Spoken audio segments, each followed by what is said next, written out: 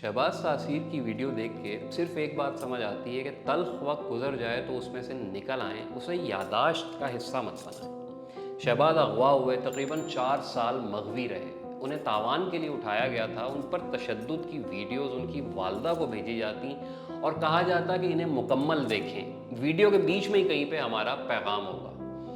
अब सोचें कि बेटे की कमर से गोश्त नोचा जा रहा है और उसे पता है कि माँ देखेगी।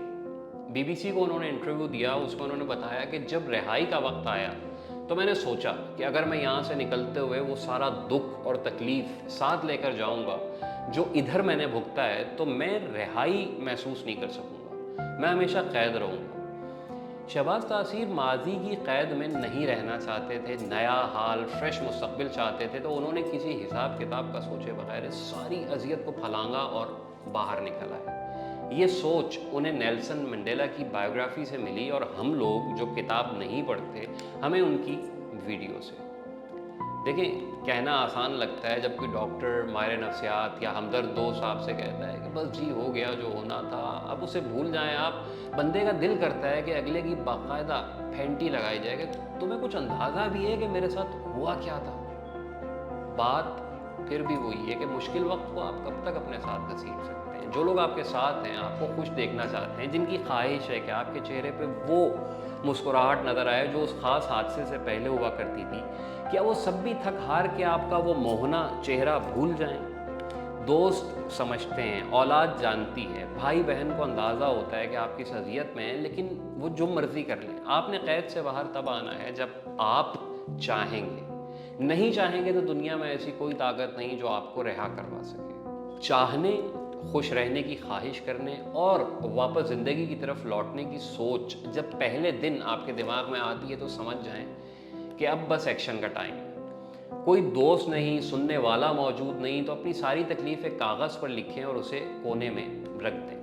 दूसरी बार लिखें, तीसरी बार लिखें, लिख नहीं सकते तो ख़ुद अपनी आवाज़ रिकॉर्ड करें, बोलें और वही 3-4 बार अपनी सारी तलख़ी उस ऑडियो में उंडेल दें। आपको लगेगा कि बोझ हल्का हुआ है। 2-4 दिन बाद वो सब कुछ पढ़ें। जितनी बार लिखा था सारे कागज़ पढ़ें, जितनी बार रिकॉर्ड किया था सारी आवाज़ सुनें। कोई नई तफसील दिमाग में आती है तो उसे भी नोट कर लें। 3-4 हफ्ते बाद आपको लगेगा कि बोझ कम हो गया है। जब ये महसूस होना शुरू हो जाए तो बस वो कागज़ जला दें, पानी में बहा दें और ऑडियो अगर कोई है तो उसे डिलीट कर दें।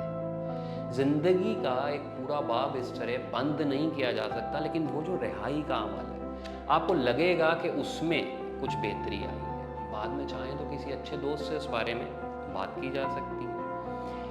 एक बहुत बड़ी गलती आजकल ज़हनी मसाइल पे मशवरा देने वाले ये करते हैं कि मुतासरा शख्स को सब कुछ लिख कर या रिकॉर्ड करने के बाद उसे पब्लिक करने का मशवरा देते हैं, लोगों के सामने लाने का मशवरा देते हैं। कहते हैं इसे छपवा लो, ये मत कीजिए, हरगिज़ ना करें। आपकी तल्ख़ यादें, आपके दुख, आपकी शर्मिंदगी, आपकी परेशानियाँ, आपकी अज़ियत, वो सब कुछ अगर आप लोगों के सामने लाने या किसी को दिखाने के लिए रिकॉर्ड करेंगे तो कहीं ना कहीं आप डंडी मार जाएंगे। अपने लिए लिखें, सब कुछ लिखें और फिर उसे तल्फ़ कर दें। दुख की जागीर जो है ना वो बहुत वसी होती है, लेकिन उसके अंदर मुसलसल हल चलाना फसलें तबाह करने के अलावा किसी काम नहीं आता। शुक्रिया।